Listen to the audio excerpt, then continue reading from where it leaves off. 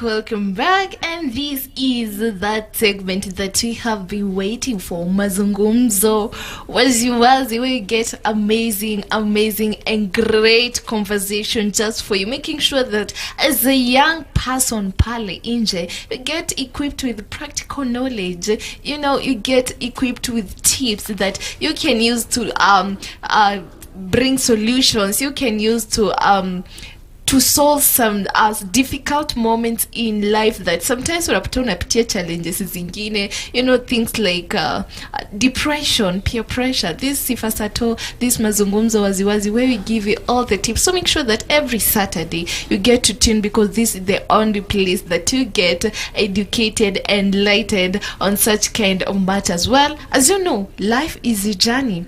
You get to have to accept some things.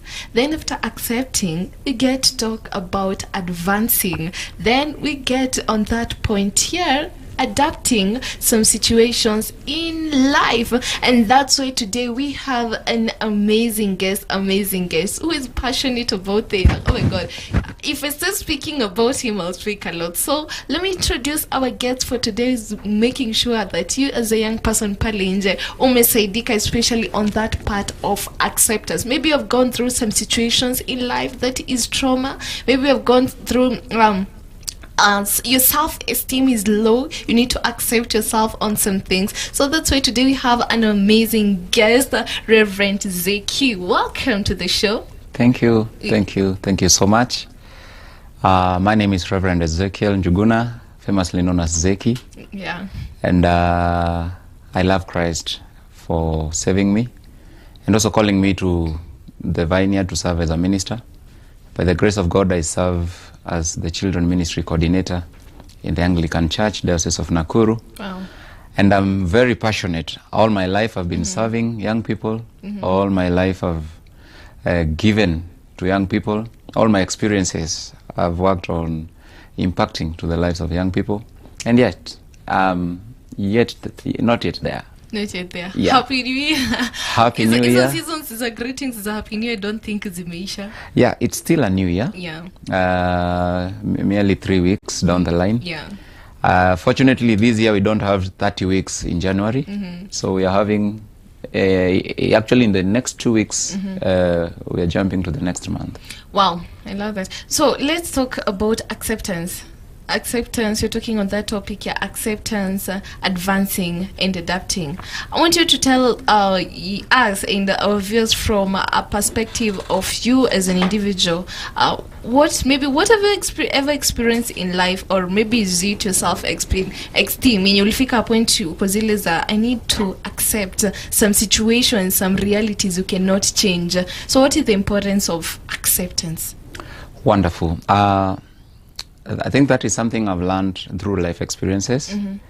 My childhood, actually I've been born and bred in Nakuru, and before we migrated to a place known as Subukia, I had some life situations to live, maybe life in the ghetto, and some hardships here and there that taught me on accepting issues.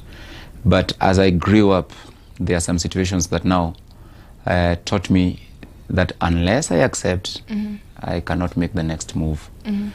One of it is losing a loved one. Secondly is missing a lot of expectations.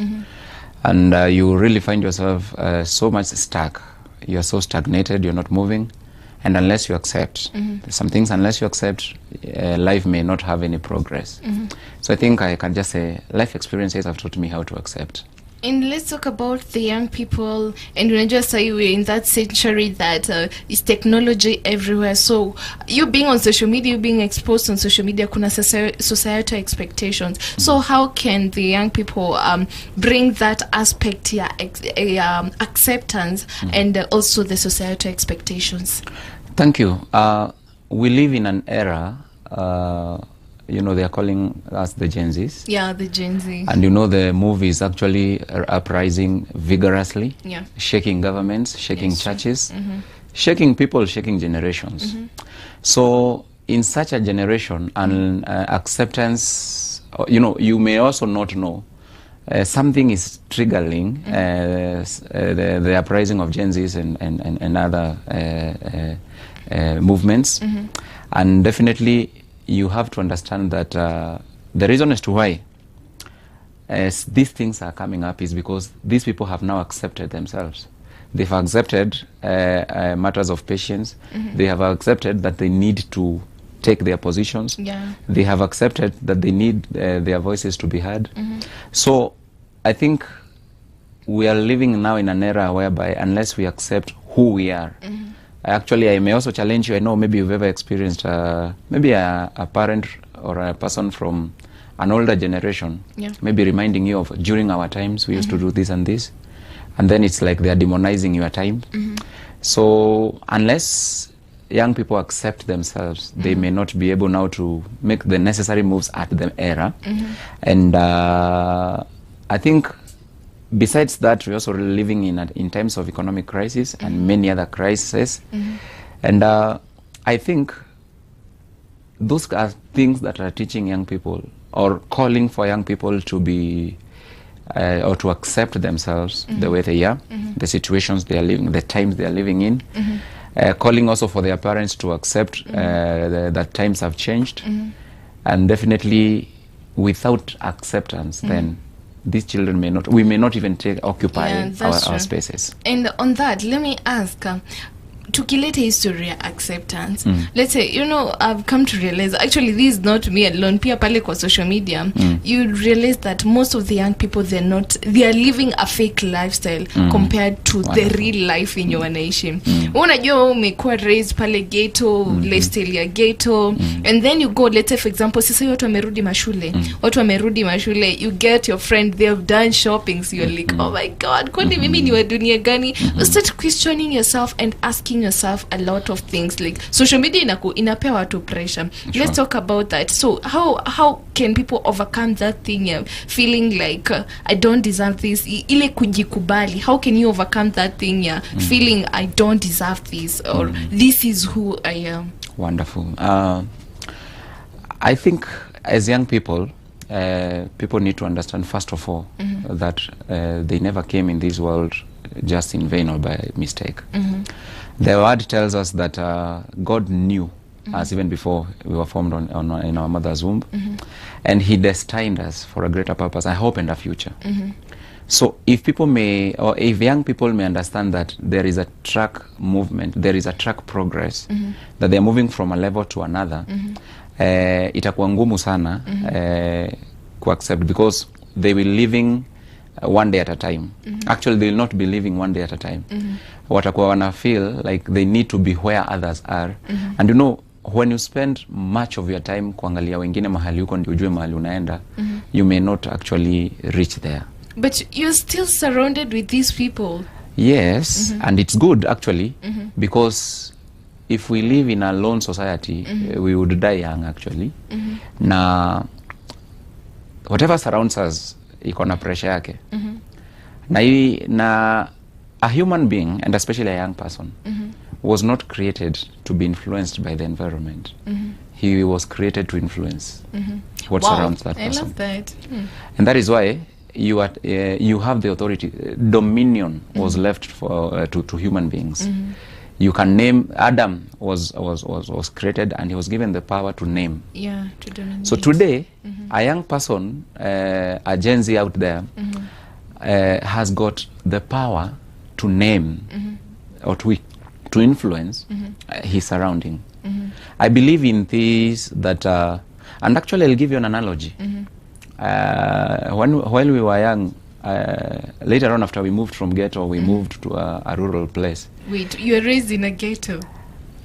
Mimi mtoto wa ghetto. Okay, nimezaliwa Lando, Tao. Nimelelewa Bonde. From Bonde tumeenda Kipanga. Tumeenda Soko Mjinga. Jamani. Tumeenda Moso. Umetembea. Tumerudi Ronda. Ndio tukahama tukaenda Subukia. Okay. So at least that scope nimeielewa. Na I was giving an analogy ya kitu inaitwa beetle. Beetle, tulikuwa tunaenda kutafuta kwa mafia ng'ombe. Yeah, sure. Ulikuwa unaona kuna kamchanga kwa mafia ng'ombe, alafu unaenda okay, acha nisiseme vile tulikuwa tunafanya, but tulikuwa tunapata tu maji. Don't mind where that water was coming from. And we would harvest the beetle. But as young as I was, there was something I learned about the beetle. Even if it comes from a cow dung, and it is hairy, you would never find even a particle of dust, or even the dung. Yeah. And that is the society we are living. No matter how much the society is, or how bad or rotten it is, we can be, young people today can be the Beatles. Like, you are out of that society, and this is how you influence that society. You cannot carry the bad particle of that society. The society, yeah. In other words, you can command cleanliness in an unclean area. Wow. Yes. So that inasaidia watu kujikubali. Exactly. And now let's talk about, self-acceptance and its relationship to mental health and self-confidence. Does it have any relationship with that? Indeed. Actually, many mental health issues with our young people that are leading to some mental health diseases and issues like suicide, depression. Yeah. It's because every person in that situation missed the first step of facing any mental issue or any emotional issue that is coming to their lives. They missed the first step. The first step, which is acceptance. And when you accept, you get out of something we call denial. Because many people, and particularly young people, are living in denial. It is true, this is what I'm going through. I live in a poor family. We are struggling. We are not meeting our basic needs. We cannot afford the life I want and the life I desire, but I have to live that life, no matter what. So we end up taking shortcuts rather than walking or trusting the process. And by doing so, we live in denial. We try to take shortcuts to maybe overcome an emotional crisis. And eventually, we lose it all. I'm also, let me give you my experience. Please do. I used to be short-tempered. Mimi nilikuwa ule msee, nikisikia umeongea yangu, kesho asubuhi niko hapo na wewe. Na utaniambia. I'm having such a nature. High school, okay, I was also so influential hata nikiwa mtoto. So with that nature nimefanywa kiongozi high school. Nilisoma Ngumo Boys High School, Laikipia West. Nilikuwa elected as youth secretary nikiwa form 2. Still with that weakness. Nikafanyika school captain nikiwa form 3. Na hizo ni zile enzi free primary education ilikuwa imerudisha majitu shule. In other words, wale watu walikuwa wamequit alafu wakarudi. So I'm experience life huko nje. Wakirudi, they are a bit barbaric. Yoni time ile time monorization ilikuwa real. Unaulizwa ulipata marks ngapi, unasema. Unaulizwa ulipita ama ulianguka, unasema ulipita. And then unaambiwa upita vile ulipita. So we had, and then with my weakness, remember, so nilianza vita the first day nilireport shule. Wait, vita already because of being that short tempered. Yes. Unfortunately unapiga, ukipiga watu nini, what happens ni wanakupangia. So nilidevelop shida could not bleed nikiwa form 1. Now I became a school captain. Still with that weakness. Na ni zile enzi za, okay, with me I was this principled, like kama ni food ni mara moja ni mara moja. Si mara mbili. Yes. I had this nature. Nikikupata kwa ngori, as long as you tell me the truth, as long as you accept. Niambie tulikuwa tunatoka hapo, me captain, enyewe ni ukweli nimerudia. I would forgive. But we ingia into denial. Vita. Ulikuwa unatandika watu. Vizuri. Jamani, guys. Now, with the weakness of being short-tempered, anger ilikuwa inanikula. I decided not to accept that I'm short-tempered. And even after high school, mtu mzima nimesikia ameongea zangu, ninamwamkia asubuhi. Okay, I caused a mess because nilimwamkia asubuhi hata kwa familia. A mess that talked to me later on. And I had to call myself a meeting. And imagine, I saw it was costing me more of my friends, more of my social capital, more of my network. I was becoming lonelier. So I realized I'm the one losing. So this is what I did. I decided to change. I had decided now to accept. When you wrong me, I get angry very fast. So I need to get out of this. And from there and then, there are some decisions that I took. And I can tell you today, imagine ningekuwa pasi na ma short temper.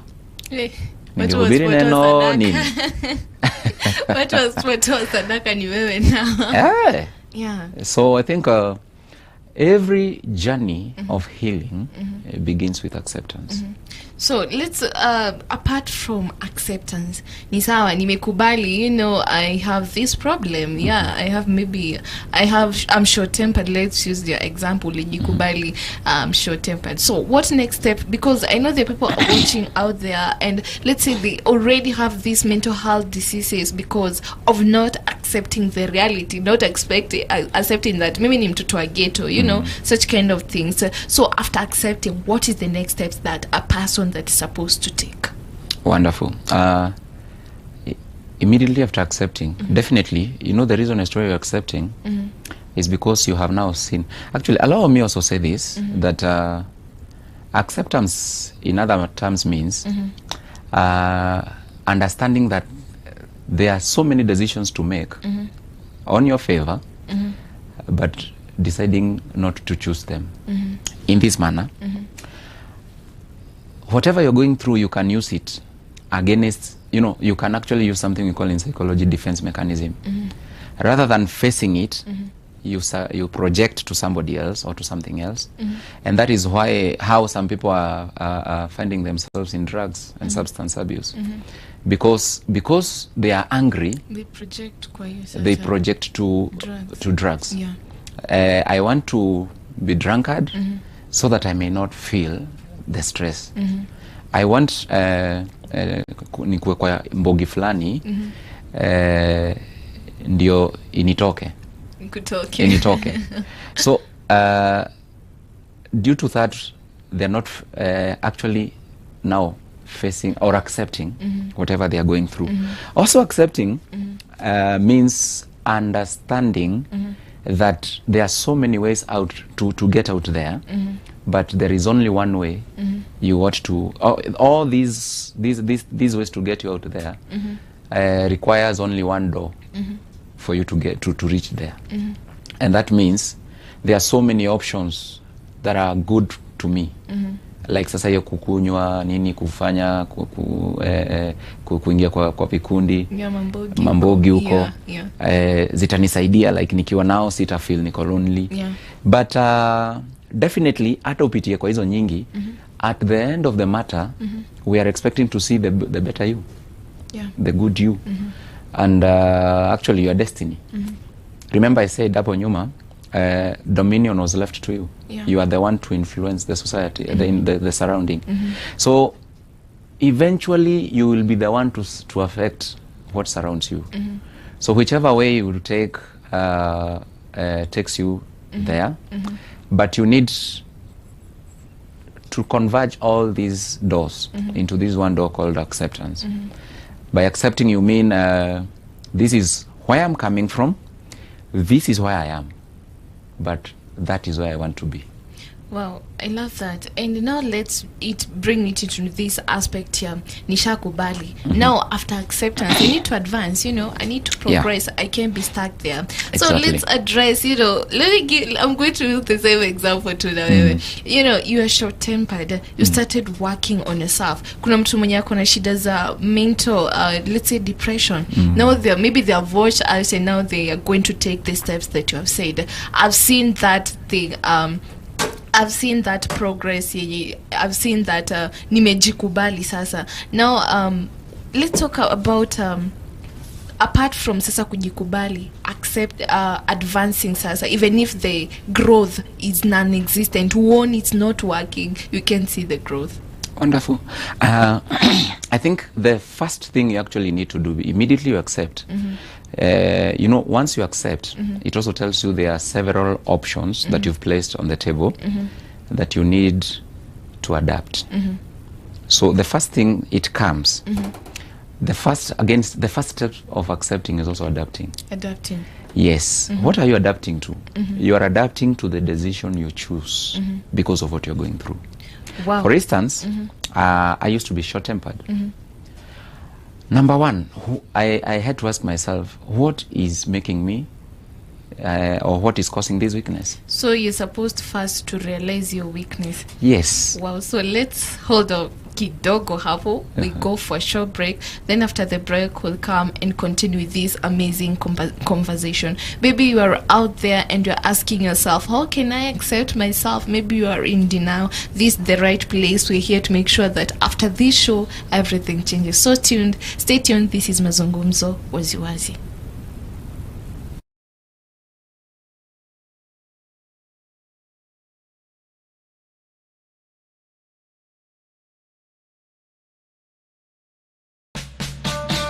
Enter his gates with thanksgiving and his courts with praise. Psalm 100 verse 4. Sunday is a great day to give thanks and praises to our God. That is why Mizpah House of Prayer invites you for a Sunday worship service every Sunday from 9 a.m. A time of worship, prayer, and the prophetic word. Come for hope, fellowship, spiritual growth, and encouragement. We would love to have you. Join us in person or catch us live on Mizpah Tv and our social media platform. Tukutane Church. We invite you to join our online family on Facebook, YouTube, Instagram, X, and on TikTok at Mizpah TV Kenya and Mizpah House of Prayer. And now we have great news. You can watch Mizpah TV anywhere on Twitch app, which is available on Google Play Store and Apple Store.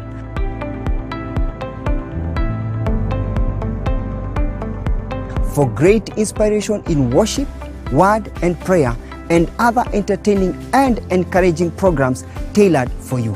Welcome to our online family.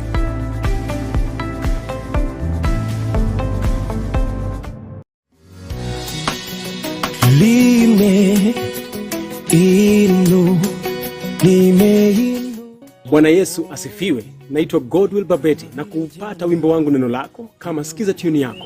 Enda kwa simu yako, bonyeza neno sikiza, alafu acha nafasi. Alafu bonyeza tena 5707808 na utume kwa 811. Utaupata kwa shilingi moja tu. Mungu akubariki na Mungu akulinde. Kama vile jana.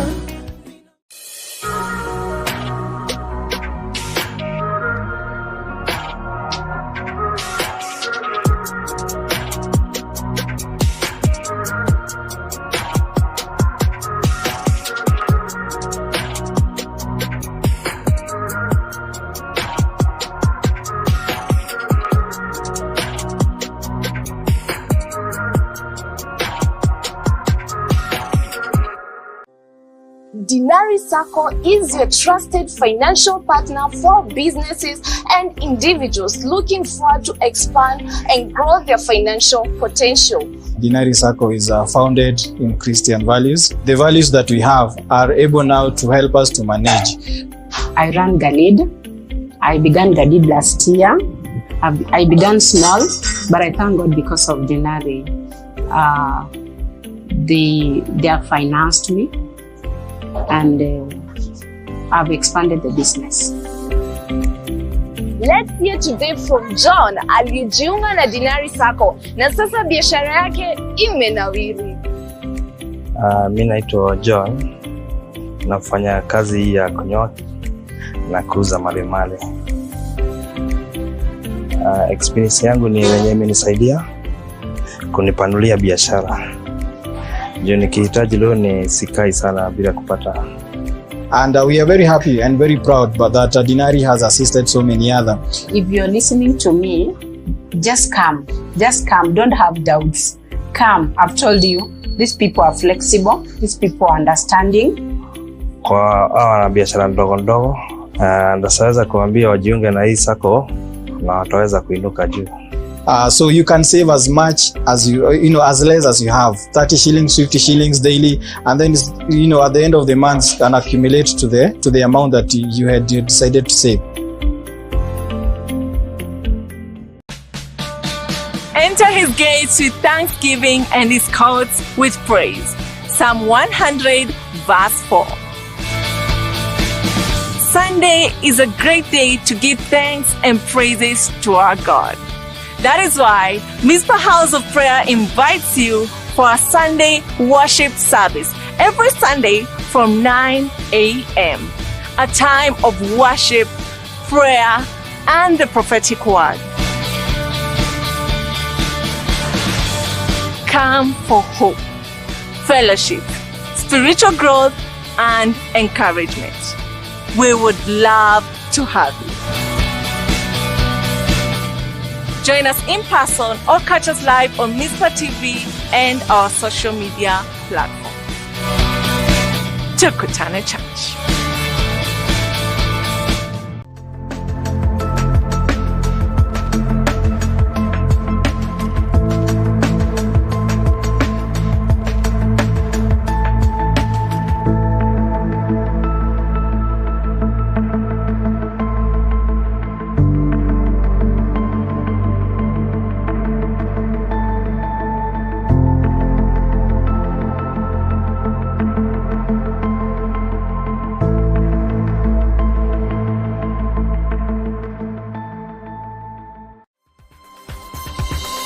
Mizpah TV, keeping the fire of the altar burning.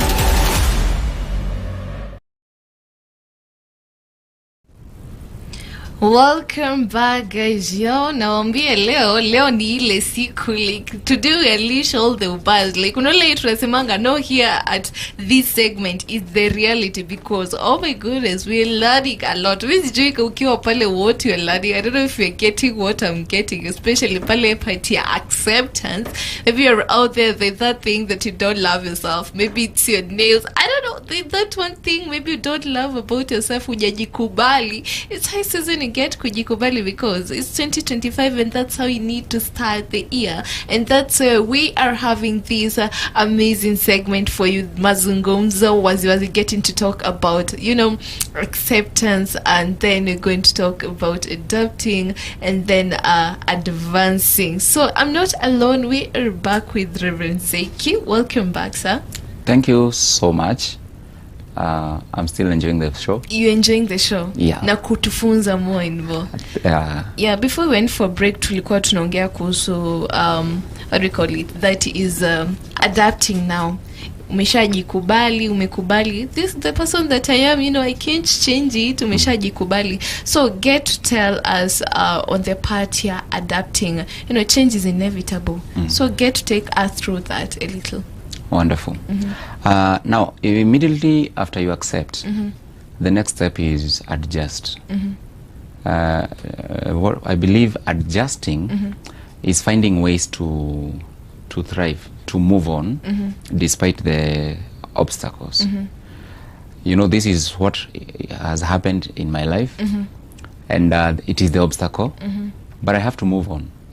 So that is simply what we call adjusting. Like unajua ukishajikubali alafu umekubali, you know what, I'm in this situation and this is how I am, and you want to make another step. You're not sure if that step that you're making is going to work for you. Like literally you're not sure. So what's your take on that? Someone said if you don't know the way, any road will take you there. For real. So Yes. you just make that decision You know, at that moment. Every decision starts with a choice. And every choice means there are so many things, but you choose that particular one. There are factors you've just considered, and there is the definite goal. The definite goal means that is the person I want to be at the end of the matter. So if this is what I'm facing now, and this is not what I want to become, or this is not what I want, I have to find ways to meander mpaka nifike. Yeah. So kama nimejipata kwa hii situation na sio yenye nilikuwa nataka, nimejikubali kwanza, nimekubali hapa nimefika, lakini sikuwa nataka hapa. So this is the obstacle. I have to find ways nitoke, nifike pale mbele. Ndio nifike ile goal mimi nataka. So definitely that's why you need to now adjust. And now, when you talk about adjusting, what do you think could be the challenges the young people, let's say the Gen Zs, they are experiencing when it comes to adapting, you know, the decision that they have made? That be relationships. The people who are entering to new relationships, and you know that decision is not that easy. Kuna goal. So what could be the challenges that they might be experiencing? One of the challenges, and so unfortunate, is working or adjusting with other people, maybe experiences. Like uko kwa relationship when ni boy ama when ni dem, umeheartbreakiwa, alafu una move na ile notion ya mena.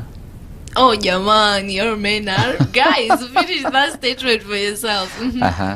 Or hii ni kitu ni scam. Mapenzi ni scam. Ni scam. And you work with it, and you adjust to it.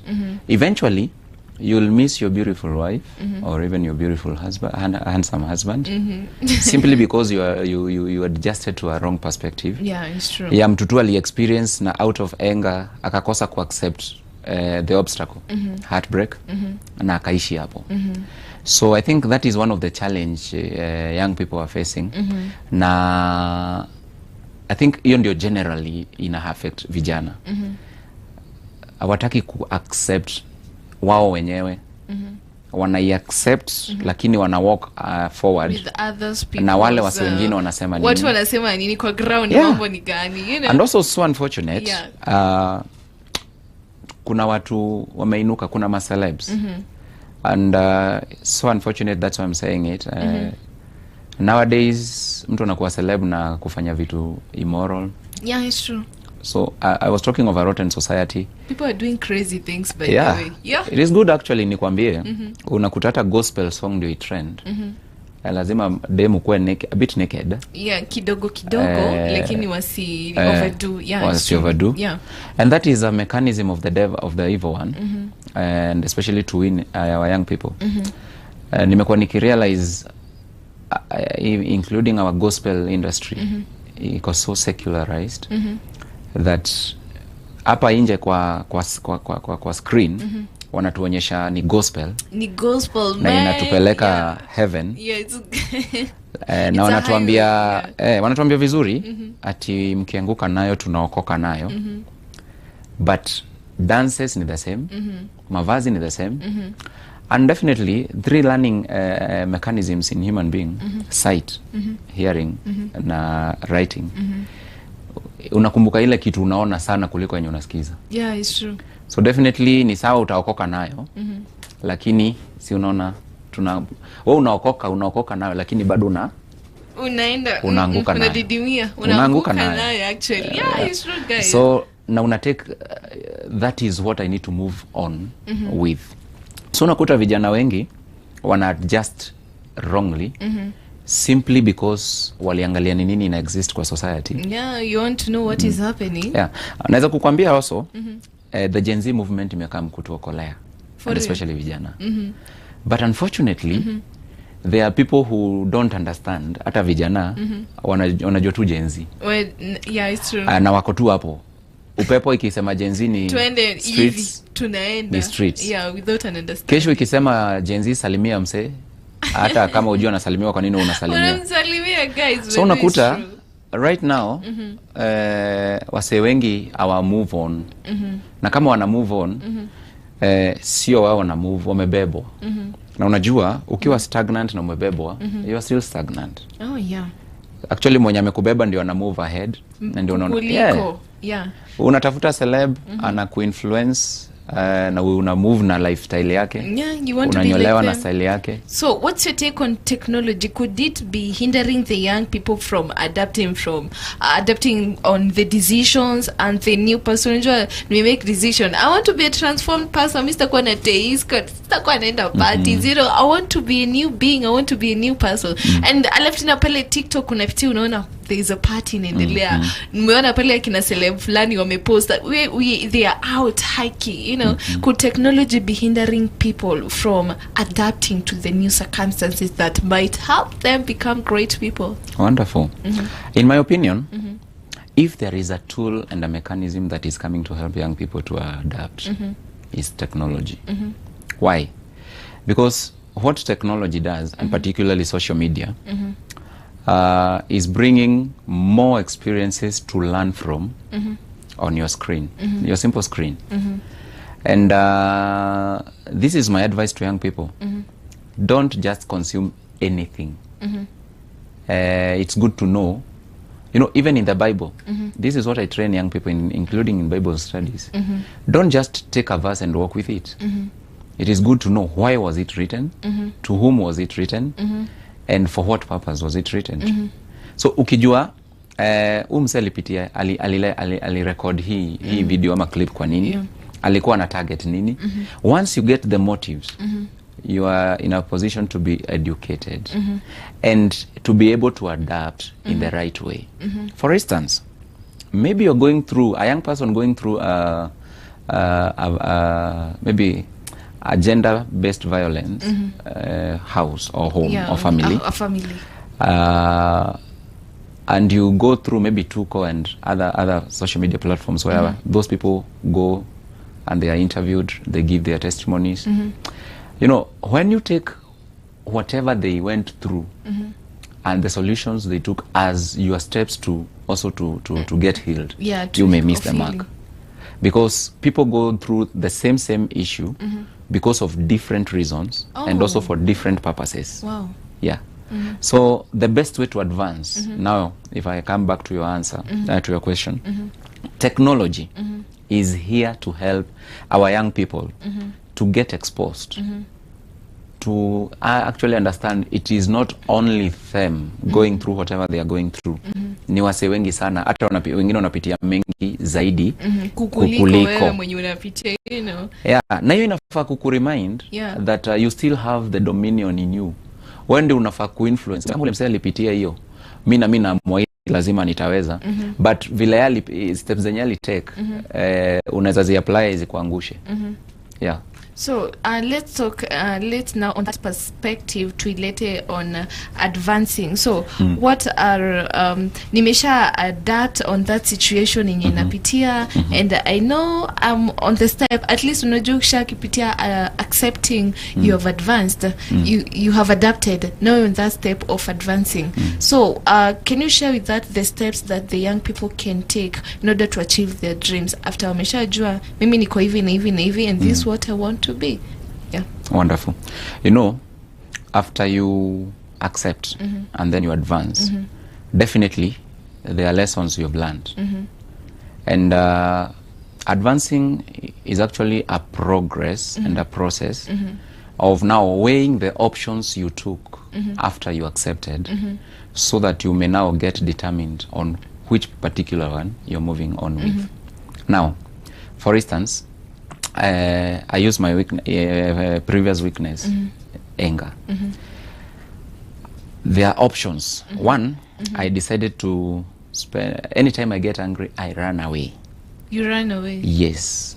I ran to a lone place and I talk to myself.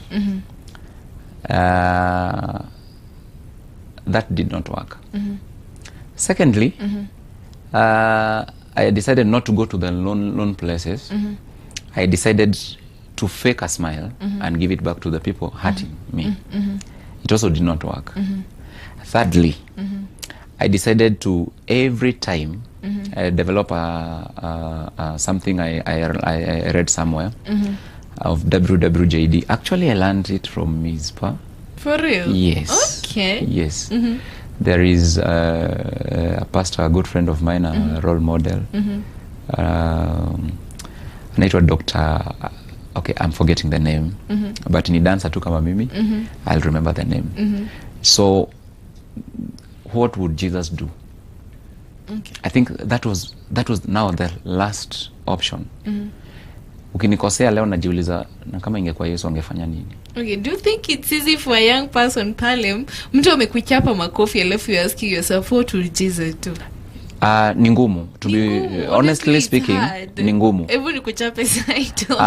Sahi hata by the way, sahi by the grace of God nimefanyika pasi na nimefanyika pasi nikiwa bado kijana. Na I can still tell you that tunasikianga mengi a lot. Na hearing that from people actually you don't expect. Ni ngumu, but grace tells me that I have to serve them happily tomorrow. Leo hii nikikosea, ikuwe ni mimi nimekosea mtu, ni mhurt, agapotee. Maybe a young people atoke church, akasirike aseme atawirudi yo church tena juu yangu. What happens? Hiyo damu yake itakuwa juu yangu. So I have to bear that in mind. Na hakikisha ya kwamba I don't see myself first. I see that person first. Sahi mimi ule msee na unanikanyaga na kuambia pole kwanza. Guys, you should adapt this. Hey, this is something that we should learn. Okay. Yeah. It's hard, but it's take time. Ukirealize hiyo, I can tell you for free, I don't remember the last time nilisikia ati niko stressed up mpaka nakosa usingizi. Na si ati sikasirishangwi. I'm married to a beautiful wife, Mary. Na together we have a beautiful girl, Precious. And that our marriage is not a bed of roses. Kuna time amko poa. Mambo inawaka tu. Yeah. Lakini I wouldn't prioritize asira zangu. I have a family to take care of. I have a wife to love. I have a child to love. I think when you prioritize huyo msee, huyo rafiki, and even in that circumstance, you'll never find a chance of being suppressed by your experiences. So let me read a few of the comments of the people who are watching. I can see Elijah Mwai anasema following closely, that is great teaching. Please say hello to my longtime friend, that is Reverend Ezekiel.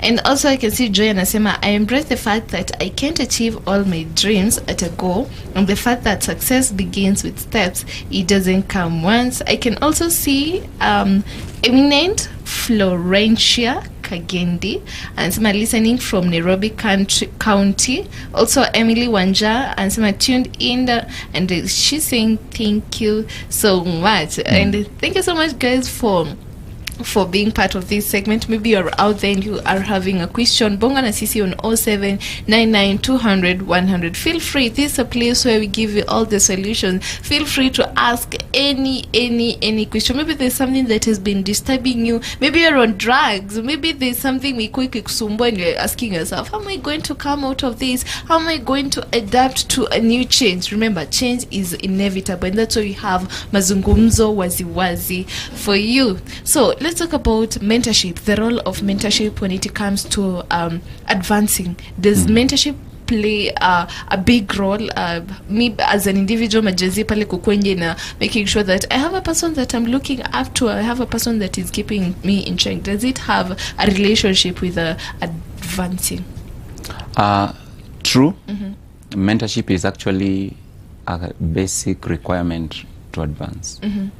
You know, in this life you are not the first. Actually, there is a verse in Ecclesiastes that says there is nothing new under the sun. In other words, you are not the first one to experience it. There are others who experienced it. You're not the first one to adjust. You're not the first one to advance. So there is somebody else who advanced and was successful. It's good to look up to that person, Secondly, young people have got energy. Yeah, of course. Gen Z wako na energy, jamani. Hiyo wako na that I can affirm. And with energy, sijui kama unajua baruti. Zimelipuliwa juzi tukiruka mwaka na time ya festival ama hizo ma fireworks. Ukichoma hako kanini hako kuna kitu unawashanga ndio unachoma ndio kakamba ukikachoma tu anyhow before without directing it italipuka tu anyhow. And chances are ikilipuka hapo karibu na wewe unaisha ama unajikuta hata umefaint. Ama kuna case nilikuwa nayo a son to a friend of mine alienda kulipua hiyo kitu ikalipukia karibu na macho ika cause damage. So we have energy as young people. But hii energy ikikosa kudirectiwa italipuka anywhere. Na ikilipukia anywhere it might end up hurting hata huyo msemo mwenye amebeba hiyo energy. So this is what I would advise young people. In your process of advancing, it is good to look for mentors, role models, great people who went through a certain experience. They successfully went through it, and they are on the other side of life, meeting their destinies. So if it's also good, I say, siku hizi ni ngumu, because part of the heartbreaks watu wanapata from the same role models. Part of the heartbreaks. Yes. From the same part people. Of the discouragements watu wanapata from the same role models. So una realize trust issues ziko so much in maisha vijana. Oh yeah. And that is why they end up now solving their issues their own way. And eventually kuliko wasaidike wanapotoka zaidi. Yeah. So I think there are also some steps and processes of looking for mentors. And I invite all young people ambao wana to watch. The best place to get mentors is in the church. In the church. Yes. So watu wakuje kanisa. Watu wakuje church. Najua pia tunaishi enzi za that were promised or prophesied na Paul kwa Timothy in the latter times. Kuna churches tu zime come up ziko so influential lakini haziserve Mungu. So they need to be very critical in analyzing the church they are going, the teachings, and even the man of God. It is also good we say that, so that usifuate tu mtu juu ni kanisa na iko na jina ama ni pasi. Wewe fuata mtu unajua, umesikia, umetest. A person that you know. Yeah. So, and in today's competitive world, a world of technology, a world that revolution is happening every day, what are the skills that you can advise the young people as we get to wind up? That maybe give us 3 tips or skills that the young people can use to stay competitive in this world, that no matter what happens, I'll still remain focused. Wonderful. In this world, let me use the Kenyan context. Sai kila msee anasema hata ukisoma course gani hakuna job. Watu wamevuka CBC waki expect kutumia skills zao, maybe italeta job. But in this era where we are living, I think by first of all accepting yourself and moving on to advancing still yourself. For you to make it in this life, don't neglect your career path. People are making money in their career path. Secondly, it is good to know that the real wealth is not on money. Money is part of actually money is the wheel to take you to the real wealth. This is what I would advise young people out there. Work towards achieving your worth. Wow, I love that. Yes. People are giving up their bodies. People are just for money. Yeah. Yes, just for money. Money. People are going through shortcuts. Today, for many young people, reaching there is not the issue. Being there is the issue. Being there is the issue, is not reaching there. Yes. So, whichever means they'll use to reach there, even if it defiles them, their lives and their destinies, they're ready to take it. Wow, I believe as a young person, pale kama Gen Z, oh my goodness, we have the practical tips. That's how we are ready to face this 2025, knowing that, you are going to maybe bring a change. Maybe there's that thing that you have been doing and you're asking yourself, nitatoka aje hapo? How am I going to advance? How am I going to adapt? How am I going to progress? Remember, this is Mazungumzo wazi. That's why, guys, mimi wambia, Sifa Sato is the only place that you can get enlightened and get this wisdom on how you can deal with critical matters in life. Thank you so much, sir, for coming. Thank you. We have learned a lot and we're looking forward to having you more on the show. Thank you. I'm delighted also to be given this opportunity, just to pour the little knowledge and wisdom that God has entrusted on me. I don't take it for granted. This was a golden opportunity. And I also look forward to more and more encounters. Wow.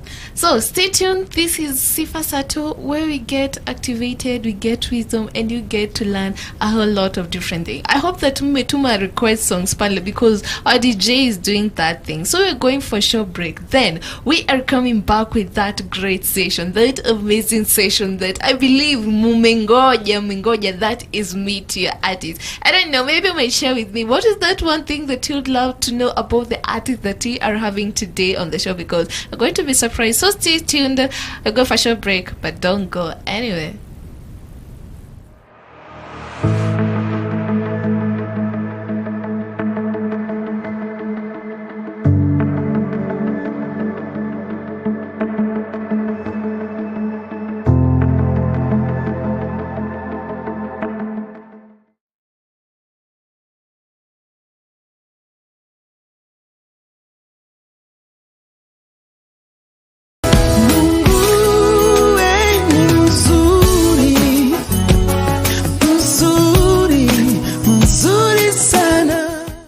Hello to you, asifiwe Yesu. I am Godwill Babeti. And to get my song, Mzuri, as your skiza tune, go to your phone and text the word skiza, then leave space, then the code 5707807 and send to 811 and you'll get it at only 1 shilling. Thank you. As your callers keep enjoying, may you enjoy it in Jesus' name.